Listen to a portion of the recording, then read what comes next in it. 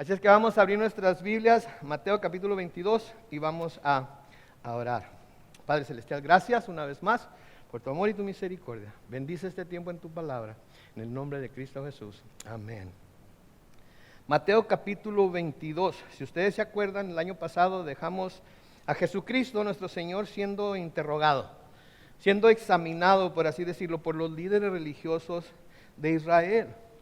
Y si ustedes se acuerdan, les dije que esta examinación o este interrogatorio era más o menos lo mismo que los sacerdotes hacían con los corderos que se iban a presentar durante la fiesta de la Pascua como sacrificio en el templo. Los sacerdotes tenían que inspeccionar los corderos que iban a ser los sacrificados, tenían que asegurarse que no tuvieran manchas, que no tuvieran arrugas, que no tuvieran ningún desperfecto.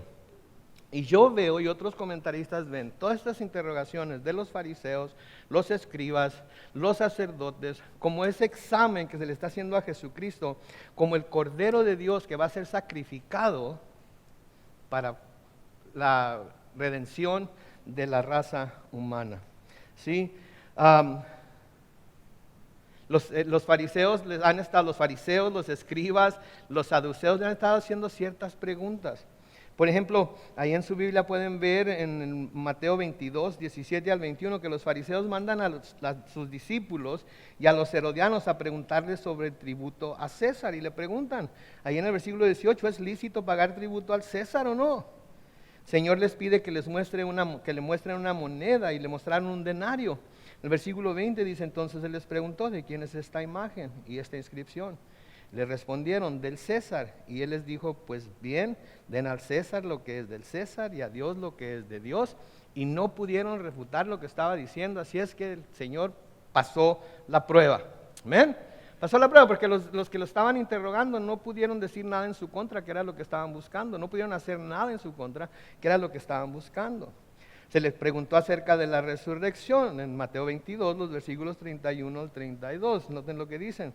Pero en cuanto a la resurrección de los muertos, ¿acaso no han leído ustedes lo que Dios les dijo? Porque Él dijo, yo soy el Dios de Abraham, el Dios de Isaac, el Dios de Jacob. Así que Dios no es un Dios de muertos, sino de los que viven. Le habían puesto un escenario en el cual 7 hermanos se habían casado con una sola mujer. Todos ellos murieron y le preguntaron, ¿de quién va a ser esposa cuando estén en el cielo? Si es que hay resurrección, ¿quién va a ser el esposo? Y Él refutó su pensamiento, ¿por qué? Porque les dijo que ignoraban lo que estaban diciendo, no sabían lo que estaban diciendo, ¿por qué? Porque ignoraban las Escrituras. ¿Sí? Y les dice muy claramente ahí, en la respuesta que les dio, que Dios no es Dios de muertos, Dios es Dios de vivos, implicando ahí que Abraham, Isaac y Jacob no estaban muertos. Habían muerto aquí en la tierra, pero estaban vivos en el cielo. Y es una gran esperanza para nosotros que hemos perdido seres queridos. Amén. Y luego le preguntan también, un abogado de la ley, que también era fariseo, le pregunta, ¿cuál es el más grande mandamiento? Sí, a menudo quisiéramos saber, ok, Señor, ¿qué tengo que hacer? ¿Cuáles mandamientos es imperativo que obedezca para poder estar seguro de que me voy a ir al cielo? Qué fácil sería si el Señor nos dijera 1, 2, 3, 4 mandamientos, que nos dijera, si obedecen esto, la tienen hecha. Bueno, pues el Señor les dijo, o nos dijo eso a nosotros por medio de lo que les dijo a ellos cuando le preguntaron cuál era el más grande mandamiento. Mateo 22, versículos 36 al 40. Maestro, ¿cuál es el gran mandamiento de la ley? Jesús les respondió, amarás al Señor tu Dios con todo tu corazón y con toda tu alma y con toda tu mente. Este es el primer y más importante mandamiento. Y el segundo es semejante al primero, amarás a tu prójimo como a ti mismo. De estos 2 mandamientos dependen toda la ley. Y es cierto, porque si amamos a Dios de esa manera, nunca vamos a tener otro Dios aparte de Él. Nunca vamos a poner ni a nada, ni a nadie antes que Él en nuestras vidas. Él va a ser el primero en todo. Él va a ser antes que nuestra esposa, Él va a ser antes que nuestros padres, Él va a ser antes que nuestros hijos, Él va a ser antes que nuestras finanzas, Él va a ser antes que todo lo que pudiéramos tener en nuestra vida, porque eso es lo que significa amar a Dios con todo nuestro corazón, con toda nuestra alma, con todas nuestras fuerzas y con todas nuestras mentes. Y así que todo es de Dios y para Dios. Y la única manera en la que vamos a poder hacer eso es por el poder del Espíritu Santo, y necesitamos estar constantemente pidiéndole a Él que nos ayude.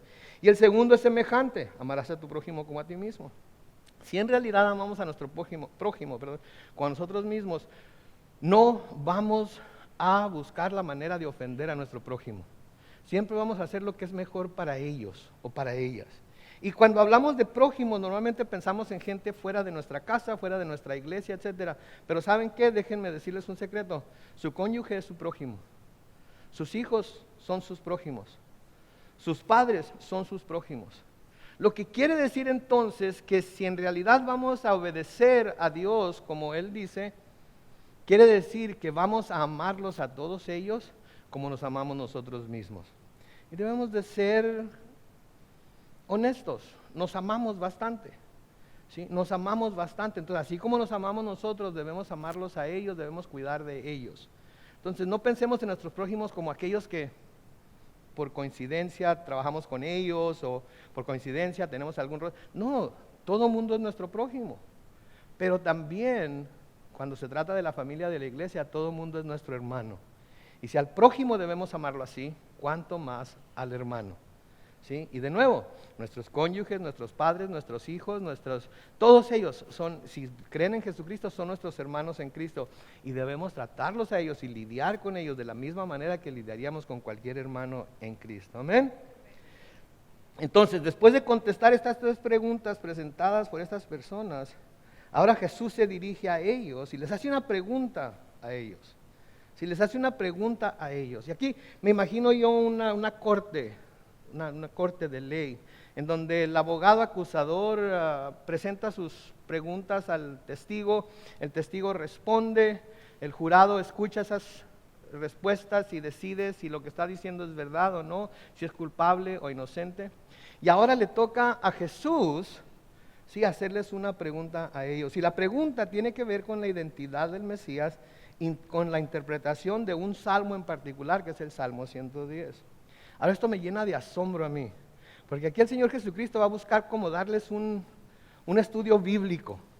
Va a tratar de despertar en ellos la curiosidad, porque vayan a escudriñar las Escrituras y vean en la Escritura que Él va a citar si lo que Él está diciendo es cierto o no. Y para que estudiando puedan ellos determinar por el poder del Espíritu si lo que el Señor Jesucristo les está queriendo decir o no. Entonces, en el versículo 41 de Mateo 22, dice que mientras los fariseos estaban reunidos, Jesús les preguntó. Había un grupo de fariseos ahí reunidos, no era uno o dos, había un grupo de fariseos ahí reunidos. Y al decir mientras los fariseos estaban reunidos, no se nos dice la cantidad de grupo, pero debe haber sido un grupo bastante grande. Ahora, los fariseos eran muy estudiosos de la ley. Los fariseos conocían la ley al revés y al derecho. Los fariseos se la llevaban leyendo el Torá y esa era su vida, el Torá y obedecer el Torá, de la cual son parte de los salmos. Y entonces mientras ellos estaban ahí reunidos, Jesús les preguntó, versículo 42, ¿qué piensan ustedes del Cristo? ¿De quién es hijo? Y le respondieron, de David. Noten cómo les pregunta algo que se supone que ellos deberían de entender o de saber. Pero que si fueran honestos como nosotros debemos ser honestos, ellos no lo entendían. Estoy seguro que habían leído muchísimas veces este pasaje que Él les va a citar aquí, pero no lo entendían porque no había manera de entenderlo sin la ayuda del Espíritu Santo. Ahora, el hecho de que dijeran que era el hijo de David, lo dijeron porque esta era la percepción de la época. Esto era lo que ellos habían leído en las Escrituras. Pero estoy seguro que no entendían cómo iba a ser hijo de David. Si lo vemos desde el punto de vista terrenal, ¿cómo podría ser el Cristo hijo de David? Bueno, pues tendría que ser descendiente de David, ¿verdad? Pero al ser descendiente de David, quiere decir que David fue primero y el hijo iba a venir con el tiempo. Por ser David el primero en la línea, ¿sí?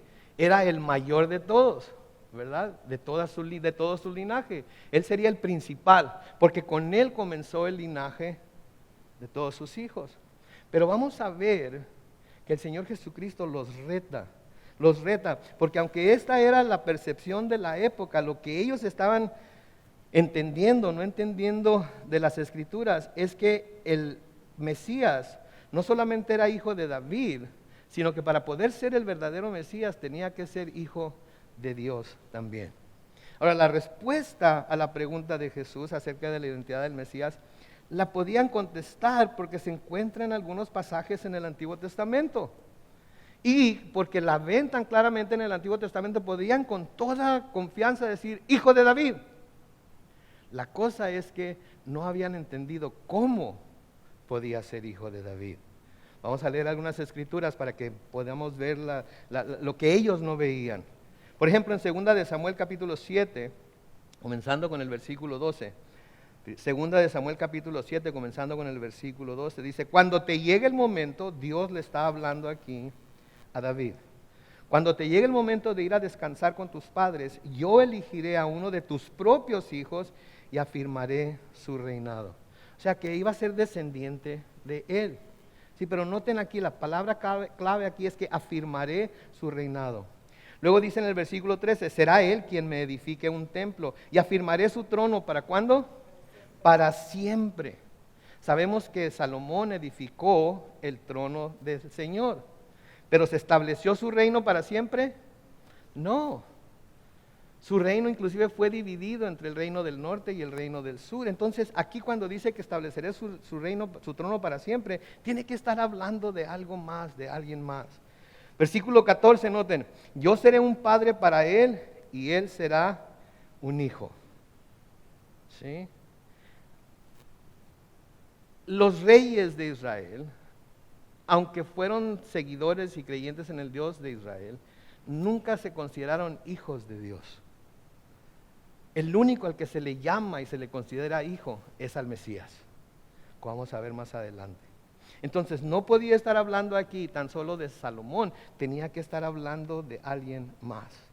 Sigue diciendo el versículo 14, si se porta mal, lo corregiré como corrige todo padre a sus hijos. Noten el versículo 15, pero jamás le negaré mi misericordia como se la negué a Saúl, a quien quité de tu presencia. Versículo 16, tus descendientes vivirán seguros y afirmaré tu trono, el cual permanecerá ¿para cuándo? ¿Permanece ahorita el trono de David? No, aquí en la tierra no. Es más, ni en el cielo. Porque en el cielo, como vamos a ver más adelante, Jesús está sentado a la diestra del Padre intercediendo por nosotros. Está intercediendo como un sacerdote. Y no está reinando como rey, por así decirlo. Porque yo creo que si Jesús estuviera reinando como rey, como muchos quieren hacerlo ver, que no tiene nada de malo, Él es el Rey de Reyes y Señor de Señores. Pero si Él está reinando, las cosas que están pasando aquí en la tierra, ¿por qué están pasando como pasan? Con el tiempo vamos a ver, y aquí vamos a ver, que va a llegar el día en el que Él va a reinar. Y como se nos dice en Apocalipsis, va a reinar con vara de hierro. Y todos los enemigos, no me quiero adelantar, y todos los que no crean en Él van a ser sometidos a su reinado, quieran o no. Pero noten de nuevo el versículo 16, tus descendientes vivirán seguros, que ahorita no viven seguros, y afirmaré tu trono, el trono de David, el cual permanecerá para siempre. ¿Cuándo va a ser eso? Cuando el Mesías venga, pero cuando el Mesías venga por segunda vez. En Hebreos capítulo 1 y el versículo 5, noten lo que dice, porque jamás dijo Dios a ninguno de sus ángeles, tú eres mi hijo, yo te he engendrado hoy, y tampoco yo seré su padre y él será mi hijo. No se lo dijo a ninguno de los ángeles, no se lo dijo a ninguno de los ángeles, sí, que son un poquito más altos que los hombres.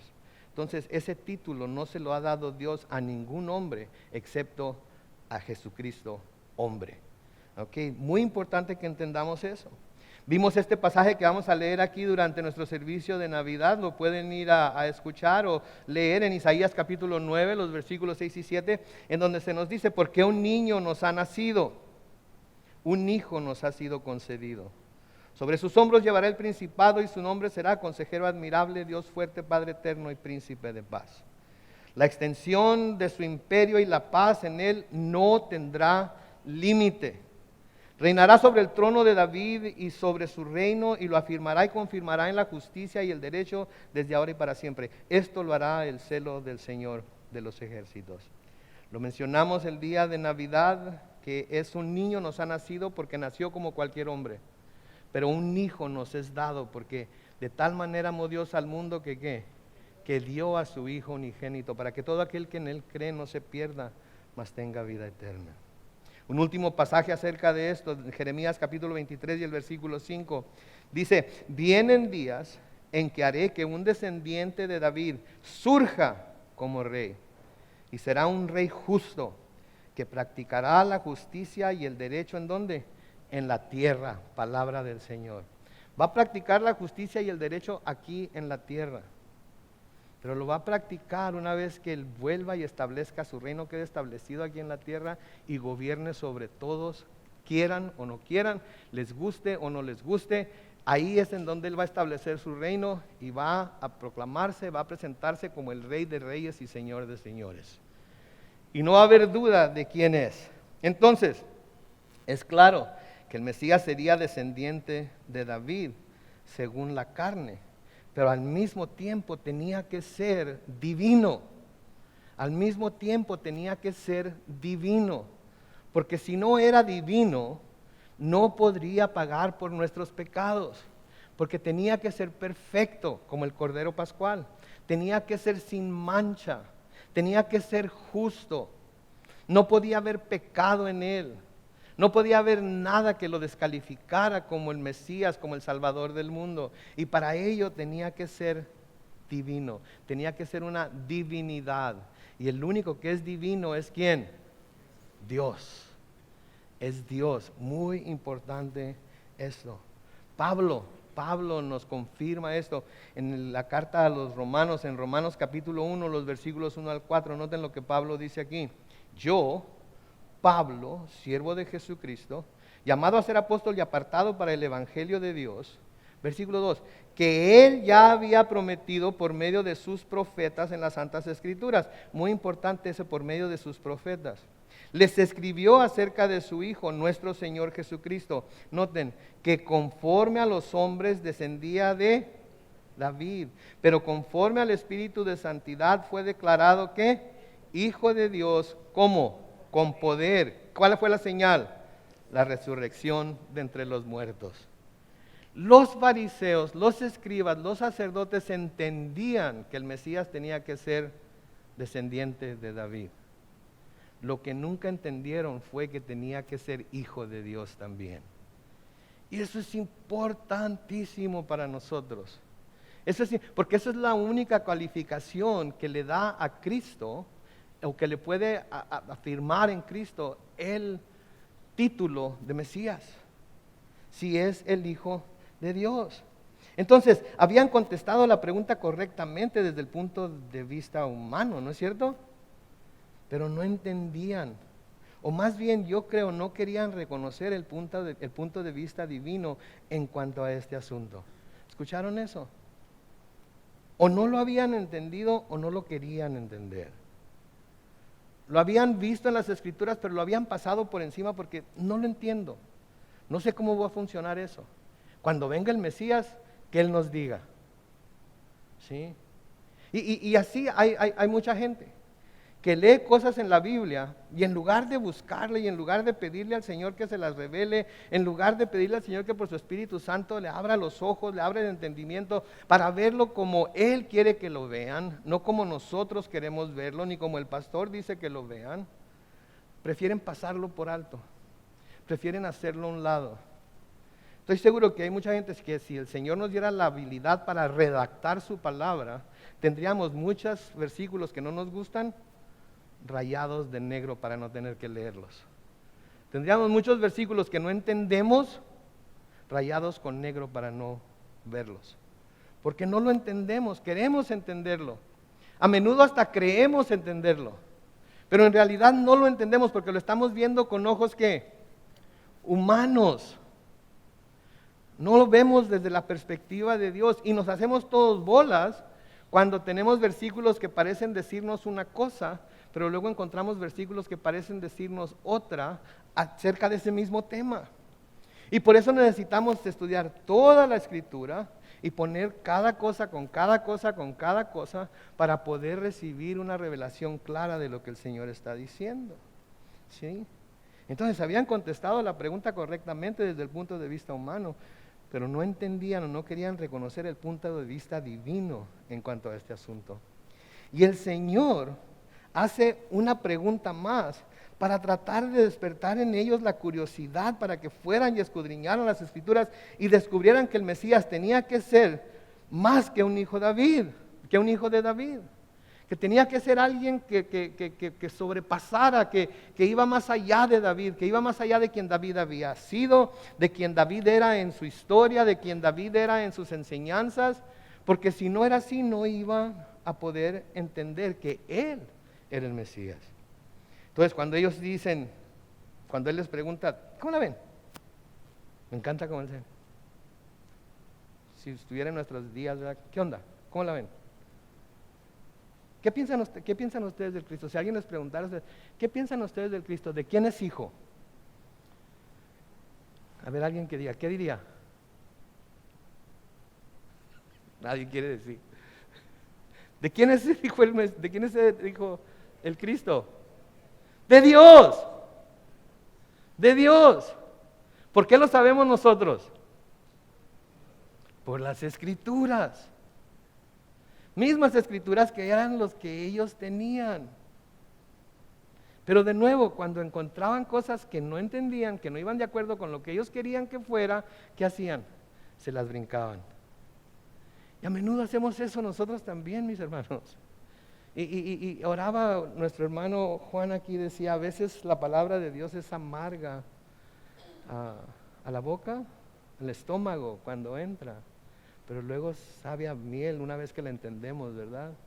Y esa es la cosa con la palabra de Dios, que a veces no va de acuerdo con lo que nosotros creemos, a veces no va de acuerdo con lo que nosotros pensamos, a veces no va de acuerdo con las expectativas que nosotros tenemos. Y en lugar de tratar de meter a la palabra de Dios en el molde que nosotros tenemos para ella, nosotros debemos amoldarnos a ella. Y cuando no entendemos lo que el Señor nos está llamando a hacer, porque creemos que nuestra circunstancia es diferente, no caer sobre lo que no entendemos o no sabemos, sino respaldarnos en lo que sí sabemos acerca de Dios, en lo que sí sabemos acerca de su palabra, en lo que sí sabemos acerca de su misericordia y de su gracia. Ninguno de nosotros aquí ha entendido a Dios completamente, es imposible. Pero muchos entendemos más ahora que cuando comenzamos a caminar con Él. Amén. Estudiamos las Escrituras, venimos a la iglesia, las escudriñamos juntos, ¿sí? Su pastor depende del Espíritu Santo para explicárselas a ustedes, pero ustedes deben de depender del Espíritu Santo para que Él confirme en sus corazones lo que su pastor les está diciendo. Les decía un martes o hace 2 martes que la mayoría de los predicadores están confiados en que van a predicar lo que van a predicar y la gente se va a ir de la iglesia y no va a llegar a su casa a ver si lo que se les predicó era cierto o no. Van a llegar a su casa cansados, van a llegar a su casa a prender la televisión, van a llegar a hacerse una taza de café, van a llegar a planear el día de mañana, todo. Menos a confirmar si lo que el pastor les dijo es verdad. ¿Cómo saben que no les estoy predicando una herejía? ¿Cómo pueden saber que no les estoy predicando una herejía? Tienen que ir a verlo ustedes mismos, ¿verdad? Tomar nota de las citas que les estoy dando, verlas en la secuencia en la que se están presentando, ver el panorama total. Ah, sí es cierto, ya no más el pastor, qué bárbaro.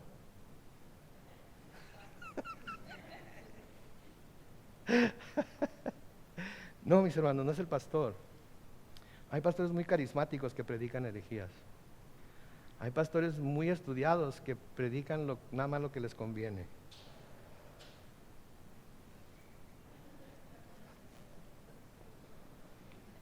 Se está enojando Satanás. O a lo mejor algún chamaco que anda tirando piedras, ¿verdad? Y nosotros echándole la culpa a Satanás. En fin. Tenemos que tener cuidado. Entonces el Señor les va a hacer aquí una pregunta más para tratar de despertar en ellos la curiosidad, para que fueran y escudriñaran las Escrituras y descubrieran que el Mesías tenía que ser más que un hijo de David, tenía que ser también hijo de Dios. Y eso es lo que el Señor está tratando de hacer aquí con nosotros, es lo que hace cada vez que nos reunimos. En serio, oiga pastor, yo nunca lo había hecho. Ahí está, léalo, estúdielo, haga un estudio de esa palabra, vea lo que quiere decir. El otro día recibimos un mensaje en el video del martes pasado que hablamos acerca de la responsabilidad de los padres y de los hijos, etcétera, etcétera. Y un hermano, voy a suponer que es, dijo, esto echa por los suelos todas esas enseñanzas que andan por ahí de las maldiciones generacionales. Y yo pensé, lo entendió, agarró la onda. ¿Saben qué? Entonces les exhorto, cuando se vayan a su casa, léanlo, pero no lean nada más los versículos que les gustan o que respaldan su punto de vista. Lean los que parecen refutar su punto de vista y traten de traer armonía entre uno y el otro, porque tiene que haber armonía entre todo lo que la Biblia dice, si no, no es la palabra de Dios. ¿Ok? Entonces Él les dijo, cuando le pregunta de quién creen que es hijo el Cristo, y ellos responden de David, noten, entonces Él les dijo, ¿y cómo es que en el Espíritu David lo llama Señor? ¿Sí? Si el Mesías, ¿sí?, es el hijo de David, ¿por qué lo llama Señor? Un hijo, un padre jamás llamaría a su hijo Señor. Un padre nunca reconocería al hijo como que es alguien por encima de él. Nunca. Bueno, en las monarquías del mundo sí. Okay. Las monarquías del mundo sí. Porque, por ejemplo, la reina de Inglaterra, la mamá de la reina tenía que hacerle reverencia. El papá de la reina tenía que hacerle reverencia, aunque la reina o el rey eran mucho menor que ellos, porque habían recibido la investidura de reyes o monarcas. Todos, incluyéndolos, hasta la abuela de la reina tenía que hacerle reverencia. Pero en la cultura judía y en la Biblia nunca pasa esto. El padre siempre es el mayor. Y la pregunta de Jesús aquí, entonces, si Él es el hijo de David, entonces, ¿por qué lo llama Señor? Algo no estaba bien. Les estaba diciendo, piensen en esto. Piensen en esto, si Él es hijo de David, no debería de llamarle Señor. No está bien, no está en orden la cosa. Ahora, algo curioso aquí. En el Nuevo Testamento, específicamente aquí en el versículo 43, cuando dice, ¿y cómo es que en el Espíritu David lo llama Señor? La palabra que se traduce Señor ahí es la palabra griega kurios. Kurios, y la palabra kurios quiere decir supremo en autoridad, soberano, ungido, amo, Cristo, Dios, dueño. Entonces, cuando David llama a su hijo kurios, está diciendo que su hijo es todas esas cosas sobre él. Olvídelo. Esto no podía ser. Y luego noten lo que dice, pues dijo, versículo 44, el Señor le dijo a mi Señor, siéntate a mi derecha hasta que ponga a tus enemigos por estrado de tus pies. Noten, el Señor le dijo a mi Señor. El kurios le dijo a mi kurios. ¿Se dan cuenta? Son dos señores que están ahí, que son el mismo Señor, pero en diferente persona. El kurios. De hecho, esta cita es la cita del Salmo 110 en el versículo 1. Noten lo que dice el Salmo 110, versículo 1. Dice, palabra del Señor a mi Señor, siéntate a mi derecha hasta que yo ponga a tus enemigos por estrado de tus pies. En el hebreo, la palabra que se traduce aquí, palabra del Señor, la palabra Señor es Yahvé o Jehová. ¿Ok? Yahvé o Jehová.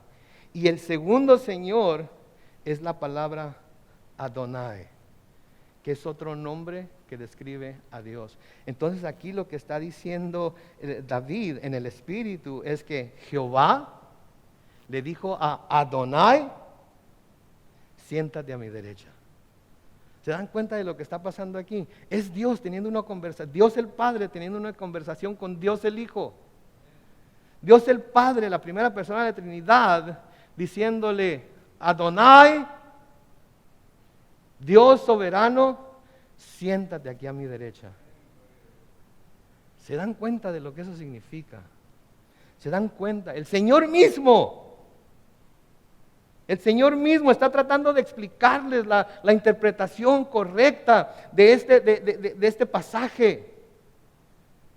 El Señor que no tenía por qué hacerlo, el Señor que no tiene por qué darnos cuentas a nosotros, el Señor que no tiene por ninguna razón por la cual iluminar nuestra mente para que entendamos su palabra, para que la pongamos en nuestro corazón, nos ilumina y por el medio del Espíritu nos enseña las cosas que Él quiere y sabe que necesitamos saber para que sepamos con seguridad de que estamos adorando al Dios correcto. Entonces les dice Jehová, le dice a Adonai. Jehová le dice a Adonai.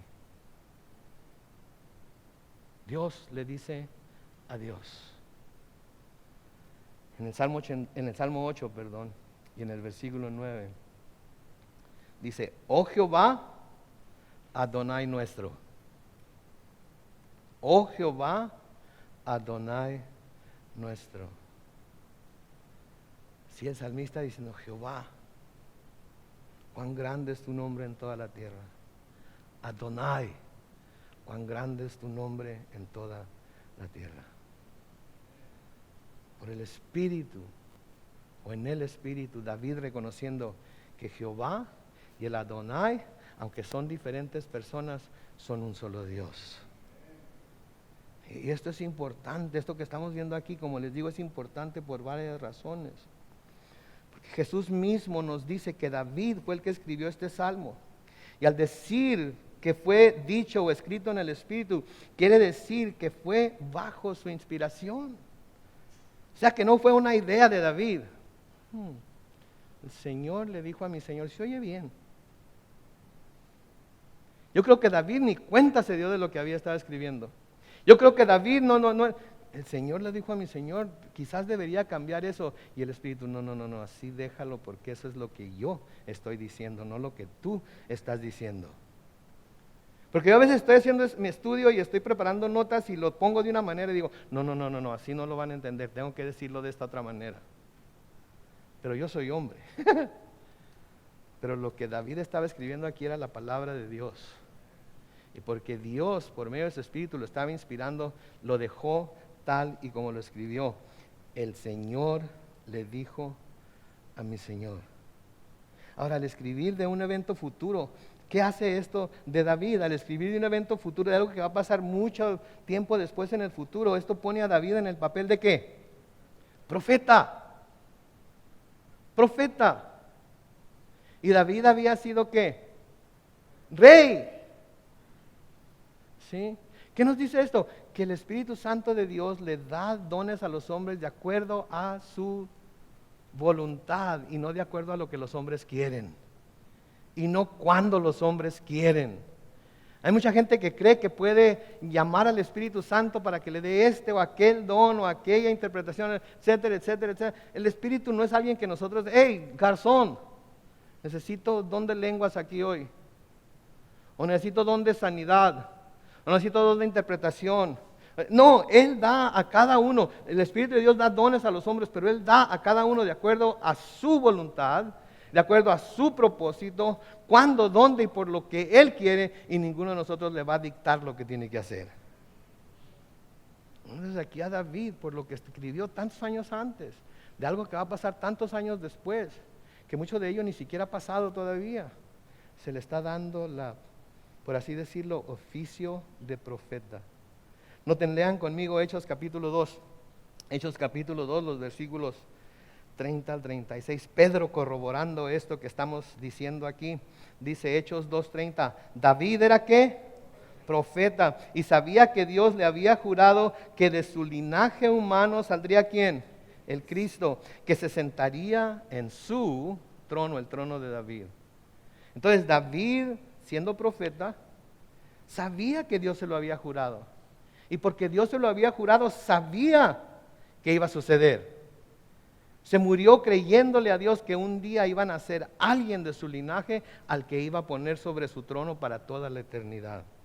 Versículo 31, noten, esto lo vio cuando, antes de que sucediera. Y habló de la resurrección de Cristo y de que su alma no se quedaría en el Hades, ni su cuerpo se corrompería. Pues a este Jesús, dice Hechos 2:32, Dios lo resucitó y de eso todos nosotros somos testigos. Y como Él fue exaltado por la diestra de Dios, recibió del Padre la promesa ¿de quién? Del Espíritu Santo, y ha derramado esto que ahora están viendo y oyendo. Versículo 34. David mismo no subió a los cielos, pero sí dice, dijo Jehová a mi Adonai, siéntate a mi derecha hasta que yo ponga a tus enemigos por estrado de tus pies.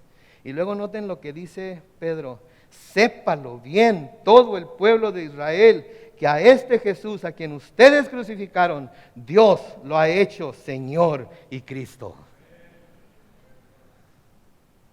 Confirmando lo que el Antiguo Testamento nos dice. Esta es la revelación gradual de Dios acerca de quién Él es, acerca del cumplimiento de sus promesas, todas sus promesas. Y si vamos a través del Antiguo Testamento y vemos todas las promesas que hizo y vemos en el Nuevo Testamento cómo se cumplieron, quiere decir que las que faltan por cumplir, ¿qué va a pasar con ellas? Se van a cumplir también. ¿Sí? Y esto nos dice que Pedro había entendido lo que David había escrito. Pedro lo entendió. ¿Por qué lo entendió Pedro? Porque Jesús se los explicó. Estoy seguro, estoy convencido de que este episodio con los fariseos le ayudó a Pedro a entender lo que Dios estaba diciendo a través de David en el Salmo 110. ¿Pero por qué? Porque recibió la enseñanza de Jesús. No porque los fariseos se lo enseñaron, o los escribas se lo enseñaron, o los sacerdotes se lo enseñaron, lo recibió directamente de la boca de Jesús. Mis hermanos, busquen recibir la palabra de Dios de la boca de Dios mismo. ¿Ok? Sí, yo sé que podemos predicar y podemos estudiar y podemos prepararnos, pero que busquen escuchar la palabra de Dios de la boca de Dios mismo, comprobando que lo que se está diciendo es de acuerdo a las Escrituras. ¿Saben que esto también nos deja saber acerca de la presencia de Cristo en el cielo después de su resurrección y su ascensión? ¿Sí? Porque aquí nos está diciendo este salmo que dice, dijo el Señor a mi Señor, sabiendo que mi Señor es el Mesías, nos habla de la presencia de Jesucristo en el cielo después de su resurrección y ascensión. Pero también nos dice que llegará el día en el que reinará sobre todas las naciones y tendrá victoria sobre todos sus enemigos. Ahora, yo sé, espiritualmente Él ya venció la muerte, Él ya venció el pecado, Él es vencedor. Y nosotros en Cristo, nos dice Pablo, somos más que vencedores, ¿cierto? Pero todavía tenemos luchas, ¿no es cierto? Y todavía perdemos batallas, ¿no es cierto? Nuestras debilidades, nuestra humanidad nos lleva a veces a perder batallas que anhelamos ganar con todo nuestro corazón. Sin embargo, el Señor nos deja que caigamos en ellas, para mostrarnos cuánto dependemos de Él en verdad. Pero va a llegar el día en el que Él va a reinar sobre todas las naciones y tendrá victoria sobre todos sus enemigos.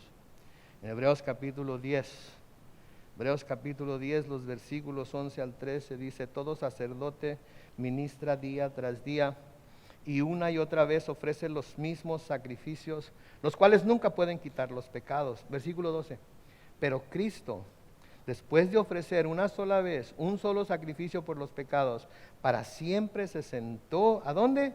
A la derecha de Dios. ¿Cómo le dijo el Señor? Le dijo a mi Señor, siéntate a mi derecha. ¿Sí?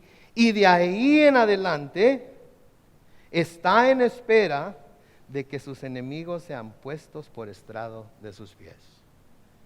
Va a llegar el momento en que los enemigos del Señor van a ser puestos por estrado de sus pies. Que los enemigos del Señor van a perder la gran y final batalla, y aquellos que hemos creído en Él vamos a reinar con Él por 1000 años aquí en la tierra, y luego por una eternidad estaremos con Él en el cielo.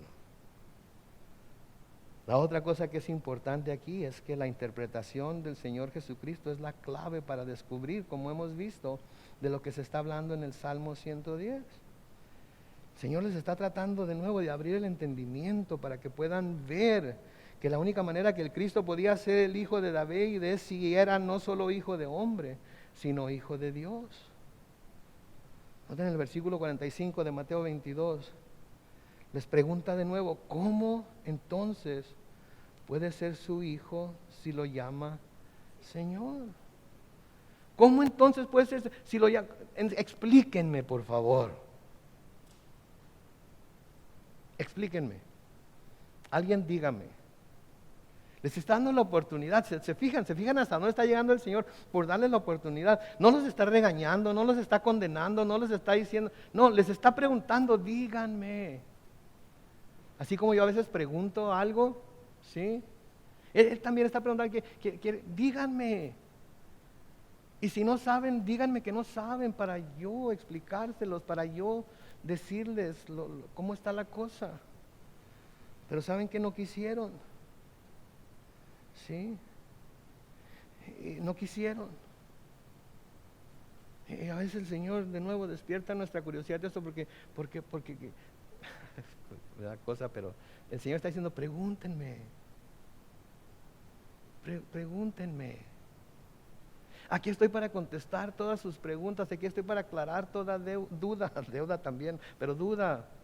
Aquí estoy para decirles lo que necesitan oír, para que sepan lo que necesitan saber, para que estén tranquilos en su vida terrenal, aunque las cosas no estén yendo como ustedes quieren o creen que deben de ir. Pregúntenme. Sí, el Señor Jesucristo aquí les está hablando con esta pregunta, presentando el primer versículo del Salmo 1 y les está hablando de que David en ese salmo está diciendo que el Mesías del cual él estaba hablando era mayor en posición que él. Y saben que en edad también, porque Jesús es eterno, ha sido eterno. No ha habido un momento en la eternidad pasada y no habrá un momento en la eternidad futura en la que Jesús, Dios, no haya existido. ¿Verdad? Entonces, ningún hijo de David puede ser visto como mayor que él, como mayor que David.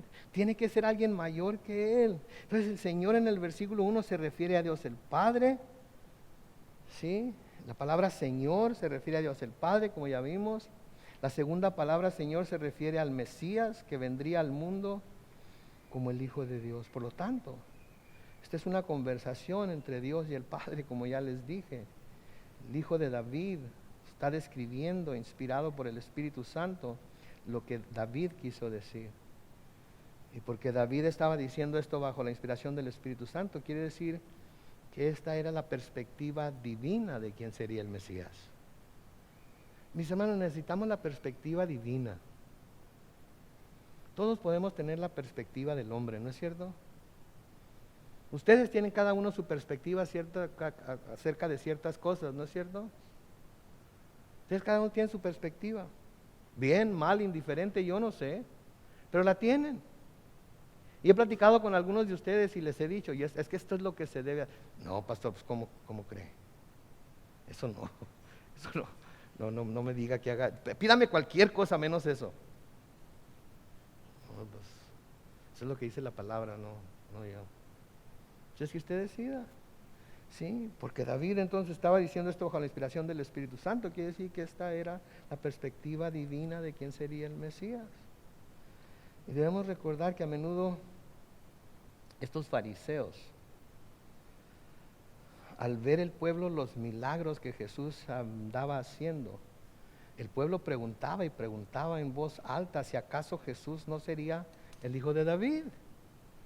¿Sí? Tenemos muchas veces en el Nuevo Testamento, en los evangelios, pero vamos a ver nada más el evangelio que hemos estado estudiando. Mateo, no lo van a poner en la pantalla, pero lo pueden ver en su Biblia o de verlo después.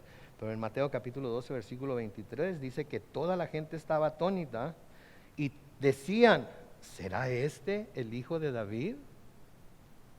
Toda la gente estaba asombrada y decían, ¿será este el Hijo de David? Como que ellos sí entendían que iba a haber un hombre que iba a hacer todo lo que Jesús estaba haciendo, que iba a ser el Hijo de David, el Mesías prometido. La gente religiosa no podía verlo, no lo entendía, no lo quería. Pero la gente común y corriente, la gente que no era religiosa, lo miraba y por lo que sabía de las Escrituras decía, este puede ser el Hijo de David. En Mateo capítulo 15, los versículos 21 y 22, dice, cuando Jesús salió de ahí, se fue a la región de Tiro y de Sidón. De pronto salió una mujer cananea de aquella región y a gritos le decía, Señor, hijo de David, ten misericordia de mí. A mi hija la atormenta un demonio. En todas estas instancias, estoy seguro que había fariseos, escribas, etcétera, que los andaban siguiendo, escuchando lo que se decía, escuchando lo que él decía y viendo lo que él hacía. En la entrada triunfal a Jerusalén, que acababa de pasar unos días antes, Mateo capítulo 21, los versículos 8 y 9, dice, la multitud, que era muy numerosa, tendía sus mantos en el camino y otros cortaban ramas de los árboles y las tendían en el camino. Tanto los que iban delante como los que iban detrás lo aclamaban y decían, Hosana al Hijo de David, bendito el que viene en el nombre del Señor, Hosana en las alturas. ¿Se acuerdan lo que le dijeron los fariseos al Señor Jesucristo? Diles que se callen, diles que dejen de decir tantas barbaridades. ¿No te das cuenta que te están llamando el Hijo de David? ¿Y qué les dice el Señor? Si ellos se callan, ¿qué va a pasar? Las piedras van a hablar. ¿Por qué? Porque era el Hijo de David. Y era tiempo de proclamarlo. Y si la gente común no lo proclamaba, las piedras lo iban a proclamar. Por eso se le llama la entrada triunfal en Jerusalén. Todo esto, mis hermanos, para llegar a la conclusión de que Jesús es Dios. De que Jesús es Dios. Y qué bueno que es Dios, especialmente al comenzar un año nuevo, amén. Porque Génesis 1:1 dice que en el principio creó Dios los cielos y la tierra. Y en el versículo 2 habla acerca de cómo el Espíritu de Dios andaba sobre las aguas. Y con el medio de su Espíritu vino a poner orden en toda la tierra. Estamos comenzando un año nuevo. No sabemos qué va a traer. Hemos hecho planes, pero no sabemos qué va a traer. Pero recuerden que creemos en el Dios que dijo, hágase, ¿y qué pasó? Se hizo. Y si nosotros nos sometemos a su voluntad, Él va a hacer lo que Él quiere hacer. Sí. El versículo 46 dice, nadie podía responderle nada. Y desde de aquel día, nadie se atrevió a hacerle más preguntas. Curioso, ¿no creen? Que la gente común, la gente del pueblo podía ver en Jesús las características del Hijo de David, pero los líderes religiosos ni siquiera querían contemplar la posibilidad de que Él fuera el Mesías, a pesar de las señales que hacía y a pesar de la explicación que Él mismo les estaba dando. Les estaba diciendo, miren el Salmo 110 que tanto aman, que fue escrito por su más grande rey. Miren lo que está diciendo, ¿no entienden? ¿Ustedes qué creen? ¿No entendieron o no quisieron entender? Porque un Mesías como Jesús no era el Mesías que esperaban, ¿no es cierto? Debemos preguntarnos nosotros entonces, ¿qué estamos esperando nosotros de nuestro Mesías? ¿Estamos esperando que haga lo que la Biblia dice que puede y va a hacer? ¿O estamos esperando un Mesías que haga lo que nosotros queremos que haga? Porque ellos querían un Mesías que hiciera lo que ellos querían que hicieran. Y si el Mesías que había llegado no iba a hacer lo que ellos querían que hicieran, no importa cuántas pruebas, no importa que Él mismo se los explicara, no lo iban a recibir como tal. Pero la gente que verdaderamente necesitaba de Dios, la gente que verdaderamente quería conocer el propósito de Dios, lo miraba hacer lo que estaba haciendo, escuchaba las palabras que decía y decían, ¿será este el Hijo de David? ¿Será este el Hijo de David? En Lucas capítulo 4, y vamos a terminar, a ver al grupo de alabanza que pase para prepararnos para la comunión. Lucas capítulo 4, versículos 16 al 21 dice, Jesús fue a Nazaret donde se había criado, y en el día de reposo entró en la sinagoga, como era su costumbre, y se levantó a leer las Escrituras. Se le dio el libro del profeta Isaías, y al abrirlo encontró el texto que dice que es Isaías 61 a propósito. El Espíritu del Señor está sobre mí, me ha ungido para proclamar buenas noticias a los pobres. Me ha enviado a proclamar libertad a los cautivos, a dar vista a los ciegos, a poner en libertad a los oprimidos y a proclamar el año de la buena voluntad del Señor. Versículo 20 dice, enrolló luego el libro, se lo dio al asistente y se sentó. Todos en la sinagoga lo miraban fijamente y entonces él comenzó a decirles, hoy se ha cumplido esta escritura delante de ustedes. Hoy, él mismo les está diciendo que la escritura que tanto amaban estaba cumpliéndose delante de ellos. ¿Y qué hicieron con Jesús? Lo rechazaron, lo desecharon. Hoy estamos viendo una nueva imagen del Mesías. Hijo de David, sí, pero también hijo de Dios. ¿Qué vamos a hacer con esa imagen? Primera de Corintios 1, 22 al 25 dice, los judíos piden señales, los griegos van tras la sabiduría, pero nosotros predicamos a Cristo crucificado. Para los judíos es ciertamente un tropezadero, para los no judíos una locura, pero para los llamados, tanto judíos como griegos, Cristo es poder de Dios y sabiduría de Dios. Versículo 25, porque lo insensato de Dios es más sabio que los hombres, y lo débil de Dios es más fuerte que los hombres. Señor, reconocemos hoy que tú eres el Mesías que Yahvé prometió enviar a los judíos y a todo el mundo para ser el Redentor de todos nosotros. Señor, hoy te reconocemos como tal, te damos tu lugar, te pedimos, oh Dios, como siempre, que seas tú el que nos siga enseñando y llevando a través de tu palabra. Señor, que siempre que alguno de tus siervos esté al frente de tu pueblo, Señor, él mengue, se haga a un lado, para que tu Espíritu Santo hable a tu pueblo las palabras que tú quieres que escuche. Señor, al cantar este canto que vamos a cantar ahorita, prepara nuestros corazones para recibir la Santa Cena. Ayúdanos a ver cuánto te necesitamos. Ayúdanos a ver que nosotros no podemos salvarnos por nosotros mismos, no importa qué hagamos. Danos la habilidad, Señor, para recibir tu palabra tal y como está escrita. No brincarnos ni una jota, ni una tilde. No hacer caso omiso de las cosas que no entendemos o no nos gustan. Ayúdanos a buscar tu rostro y buscar tu espíritu para que nos instruya.